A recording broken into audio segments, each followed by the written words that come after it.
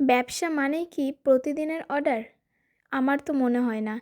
এখনও কিছু কিছু মানুষেরা বাড়ির কিংবা পাড়ার তারা এসে খোঁচা মারা কথাগুলো বলে যায় যে, "তুই যে ব্যবসা করছিস তাতে কী হচ্ছে? এই তো কয়েকদিন পর পর একটা অর্ডার আসছে তাতে কি তোর সংসার চলে যাচ্ছে?"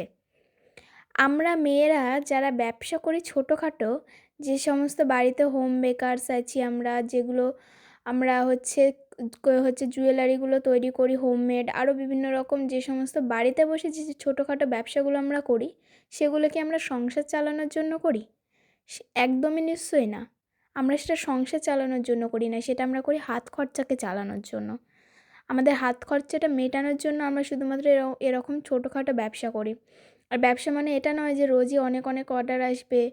ব্যবসা কখনো ভালোও চলতে পারে, কখনো খারাপও চলতে পারে। সেটা কখনোই কিন্তু মানে এমন হবে না যে সবসময় সারা জীবনই, সারা বছরই একদম ব্যবসা রমরমা চলছে। প্রত্যেকদিন ৮-১০টা করে কেকের অর্ডার আসছে কিংবা ৮-১০টা করে অর্ডার আসছে।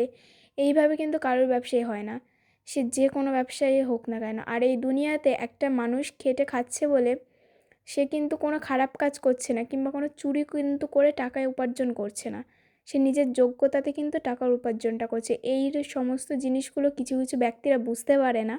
তারা এসে এরকম বাজে মন্তব্য করে তার মোটিভেশনটাকে নষ্ট করে দেয়।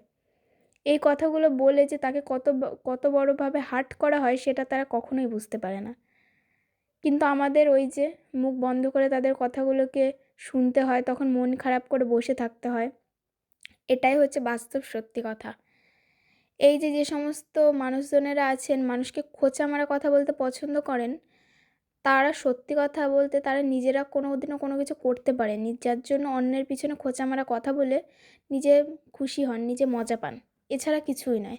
অন্যের পিছনে বাজে কথা না বলে যদি নিজের পিছনে সে কথাটাকে লাগিয়ে যদি নিজেকে কোনো লক্ষ্যে পৌঁছানো যায় কিংবা নিজে কোনো কাজ করা যায়, তাহলে জীবনে আপনাদের অনেক উন্নতি হয়।